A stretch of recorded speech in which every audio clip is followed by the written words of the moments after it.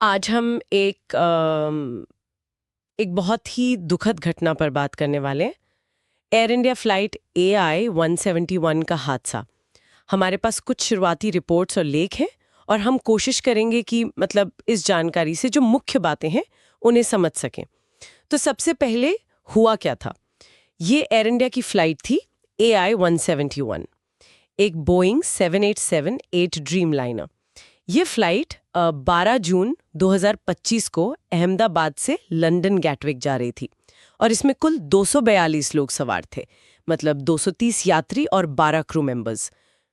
ये तो काफी बड़ा विमान होता है। हाँ बिल्कुल। और हादसा तो वाकई बहुत ही भयानक था। विमान ने जैसे ही टेक ऑफ किया उसके कुछ ही देर बाद वो ज्यादा ऊंचाई भी नहीं पकड़ पाया था। करीब मान लीजिए 500 से 650 फीट की ऊंचाई पर ही था जब वो नीचे आ गया। और दुख की बात यह है कि विमान में जो 242 लोग थे उनमें से 241 की जान चली गई। ओह, 241! और ये सिर्फ हवा में हुई त्रासदी नहीं थी, है ना? विमान नीचे आकर गिरा कहाँ? वो अहमदाबाद के बीजे मेडिकल कॉलेज के हॉस्टल पर गिरा। तो जमीन पर भी। हाँ बिल्कुल। ये हादसा और भी भयानक इसलिए हो गया क्योंकि विमान सीधा हॉस्टल की इमारत पर गिरा और उसकी वजह से जमीन पर भी 38 लोगों की मौत हो गई। शायद वहाँ छात्र थे, स्टाफ के लोग रहे होंगे।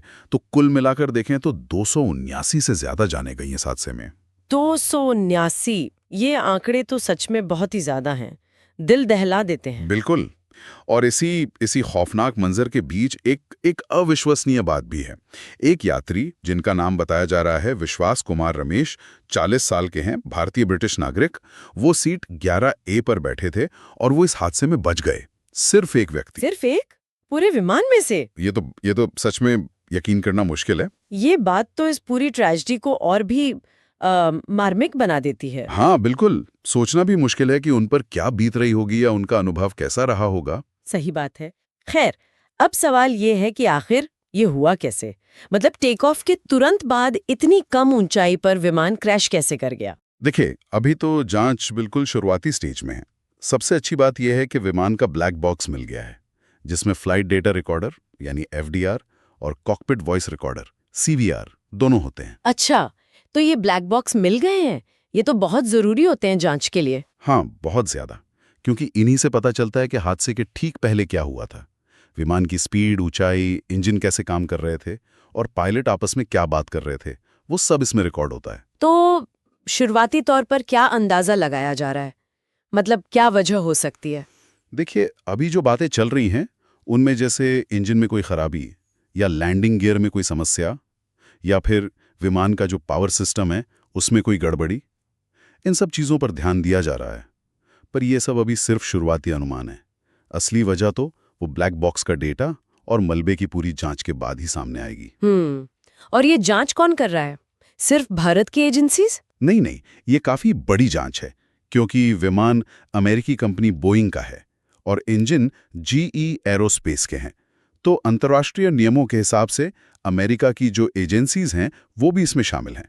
भारत की DGCA और AIIB तो हैं ही, साथ में अमेरिका की NTSB और FAB भी हैं। और हाँ, बोइंग और GE के एक्सपर्ट्स भी इस जांच में मदद कर रहे हैं। ये एक तरह की मिलीजुली जांच है। अच्छा, कई सारी एजेंसियां मिलकर काम कर रही हैं, तो इसमें वक्त तो लगेगा। हाँ बिल्कुल। ऐसी जांचों में वक्त लगता है क्योंकि हर चीज को बहुत बारीकी से देखना पड़ता है। इस बीच जमीन पर जो असर हुआ वो भी बहुत गहरा है। आपने बताया कि विमान हॉस्टल पर गिरा था। हाँ, और जिस वक्त ये हादसा हुआ उस वक्त हॉस्टल के डाइनिंग हॉल में काफी लोग थे, मेडिकल छात्र, स्टाफ वगैरह। उनमें से कई लोग घायल भी हुए हैं और पहचान की प्रक्रिया अभी चल रही है।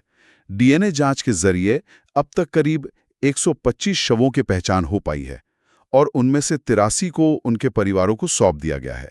ये परिवारों के लिए बहुत ही मुश्किल वक्त है। बहुत ही मुश्किल। सरकार की तरफ से या एयरलाइन की तरफ से क्या प्रतिक्रिया आई है? प्रधानमंत्री और दूसरे नेताओं ने तो दुख जाहिर किया है, जैसा कि ऐसे मौकों पर होता है। एयर इंडिया के जो चेयरमैन हैं उन्होंने एक बयान दिया है कि भविष्य में ऐसी घटनाएं ना हो, इसके लिए वो सुरक्षा प्रणाली में आमूलचूल बदलाव करेंगे। ऐसा उन्होंने वादा किया है।